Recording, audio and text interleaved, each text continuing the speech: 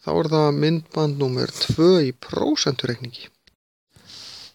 Oft þegar við erum að vesenast með prósentur og eitthvað hækkar eða lækkar, þá viljum við losna við að þurfa fyrst að finna hækkunina og bæta henni svo við, því þá þurfum við að gera þetta í 2 skrefum.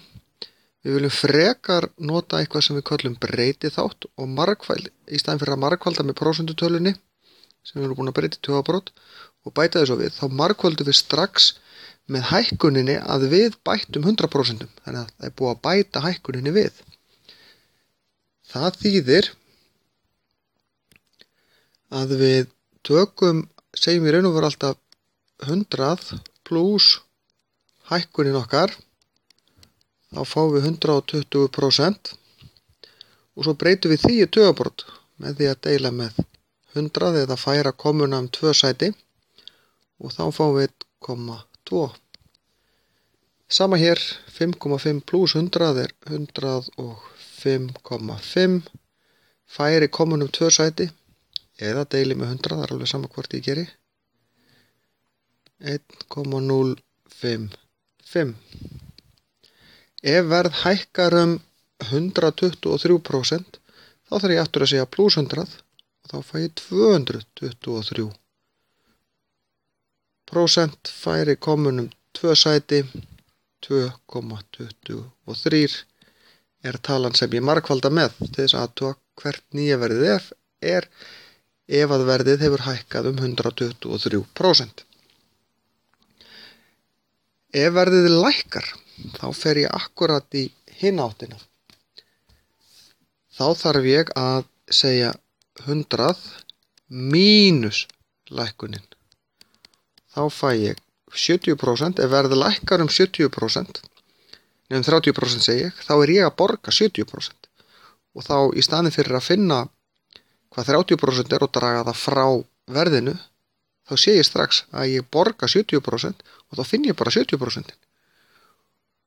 Og 70% breyti tugabrot, 70 færi komunu 2 sæti, gefur mér 0,7.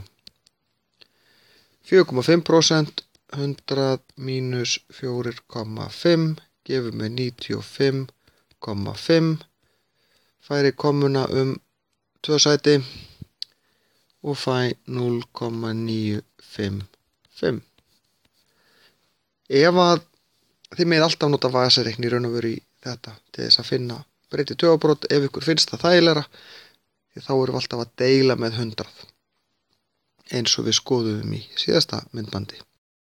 Að skoða orðadæmi. Þegar við erum að skoða orðadæmin þá skiptir ekkert öllu máli alltaf hvað þetta er. Það eru verðin og svona lykil orð sem við þurfum að finna. Þetta er það sem það kostar núna. Það hækkar 25%. Þetta eru grunnupplýsingarnar sem við þurfum.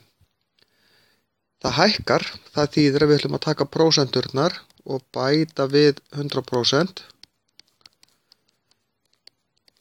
Við þurfum að borga 125% af gamla verðinu. Breytum 125 í tugabrot, færum komunamuniði, sem gefur okkur 1,25. Svo segjum við bara að því að þetta er við okkur vantar nýja verðið. Þá margföldum við með breytiþættinum og gamla verðinu. Og við fáum út úr þessu 2498,75. Og nú þarf ég aftur að lesa dæmið. Jú, ég á að námundað heilum krónum. Og hér er næsta tala fyrir aftan komu 7. Hún er hærri en 5, þannig að þetta þarf að hækka upp í 9 og ég setja sjálfsögðu krónur með því að þetta eru krónur sem er verið að spyrja.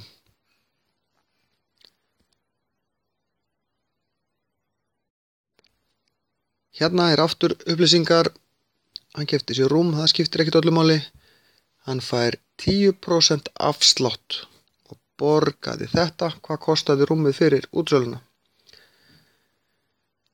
Hann er búinn að fá afsláttinn. Hann borgaði þessa krónutölu 44.910 krónur. Hvað borgaði hann mörg prósent af upphaflega verðinu? Jú, hann þurfti ekki að borga 10% af gamla verðinu. Það er ekki 10% af þessari tölu sem við sjáum hér, heldur tölunni sem við erum að leitað. Og fyrst hann borgaði ekki 10%, þá hlýtur hann að hafa borgað 90% því að 100 mínus 10 eru 90. Breytum þessu í tugabrot 0,9 og núna er búið að segja í raun og veru 0,9 sinnum eitthvað verð sem við vitum ekki hvað er, getum kallað bara y, er jafnt og 44.910. Og þetta er í raun og veru bara jafna. Hérna get ég bara deilt með 0,9 og ef ég deili með, segi 44.910 deilt með 0,9 þá fæ ég út 49.900 krónur.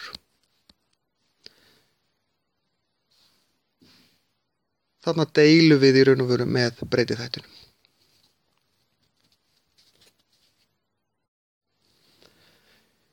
Hérna er síðasta dæmi sem við ætlum að skoða. Hann borgaði 990 fyrir ból sem hafði kostað 1650 krónur. Hvað fekk hann mikinn afslátt? Þarna viljum við í raun og veru finna út hvað borgaði hann mörg prósent af því sem hann hafði keypt. Og þá er í raun og veru gamla verðið hlutinn en nýja verðið heildin. Og þið munið í prósentu þrýrningin var þetta hluti deilt með heild. Þannig að við segjum alltaf nýja deilt með gamla. Og nýja er 990, gamla er 1650 og við notum bara vasareikni til að reikna þetta út. Við fáum út 0,6. Það þýðir ekki hann að fengi 60% afslátt. Það þýðir að hann borgaði 60%. Og til þess að finna út hvað hann borgaði, þá hef ég tvær leiðir. Það er annars vegar að breyta þessu í prósent og segja 100% mínus þá 60% eða 1 mínus 0,6. Því að 100% breytt í tugabrot er 1. Þá fæ ég 0,4, breyti því síðan í tugabrot með því að margfalda með 100.